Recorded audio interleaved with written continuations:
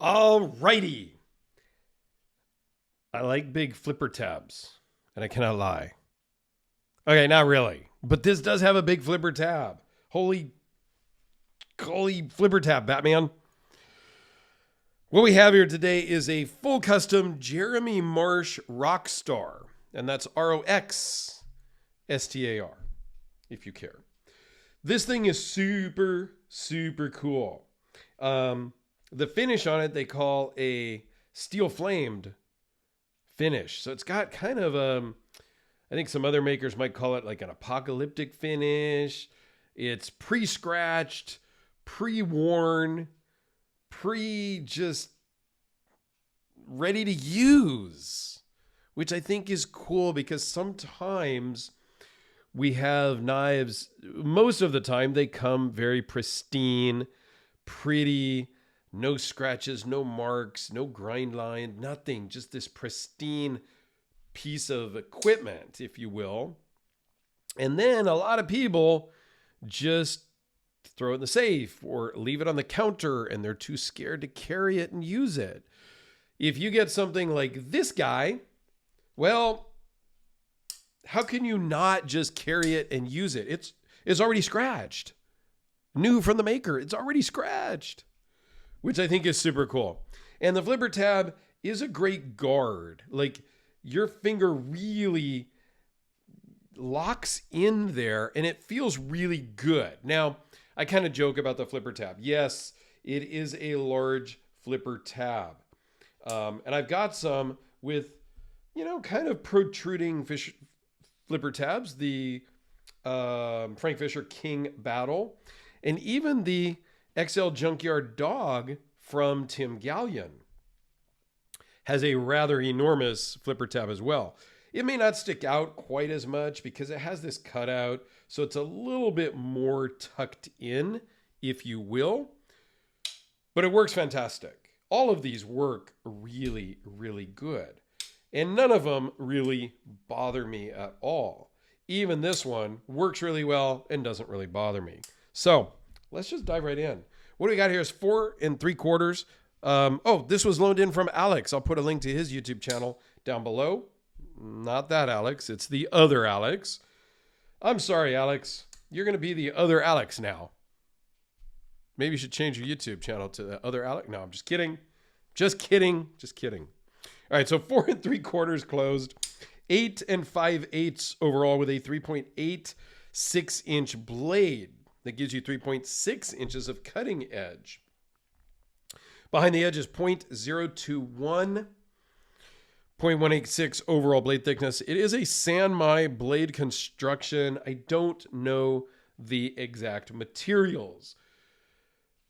Same with this guy. I don't believe, maybe I remember, I'd have to go back and look at this video because I had a lot of notes when I made this video. I don't know the makeup of that steel either, nor do I personally care. It looks great. That King Battle works fantastic. This one looks great. I love the dark edge. So as I pull out, let me grab one other Sanmai that I have. This is more of a bright edge, which is more common. I like the darker edges. That just appeals to me better. Let me know your thoughts down below. Do you like that dark edge? Or do you like the more clean, crisp, bright edge? Okay. Weighs in at 6.7 ounces, which is heavy. It is heavier than a Spyderco Delica, for sure. It's heavier than a Kubi, if that's what you're used to carrying, okay? But it's a lot less than the 11-ish ounces, 12 ounces of the King Battle. So it's all in what you're used to carrying. Are you wearing jeans and a belt, or are you wearing basketball shorts and flip-flops? So carry what you want to carry, all right? This runs on bearings, Timascus backspacer, and pocket clip. Now, what's cool about the backspacer is it's got this angled, let's see if I can get it here. It's kind of this V-shaped notch, kind of like a boat maybe. And it's got some pocket dust and stuff in there. Sorry. But I think that just the design of that backspacer is super cool. Even on the inside, oh, I got some cardboard pieces down here. Gotta clean that stuff up a little bit. It gets stuck in the little felt of this thing. Anyway, so you got a little bit of details about this. It was made in August of 2016. I love that kind of chevron pattern, how it's cut into that backspacer like that. And that takes a little bit of work and thought when you're milling this out and making this piece to show that pattern the way you want. Like it's not hard. I'm not saying that it takes a genius, but you have to think about the pattern a little bit as you're doing it. And then you've also got the Timascus here on the pocket clip. Pocket clip works really well. It's angled nicely, has a little bit of spring, just enough to be really secure and good in your pocket. So Alex, thank you so much for sending this in.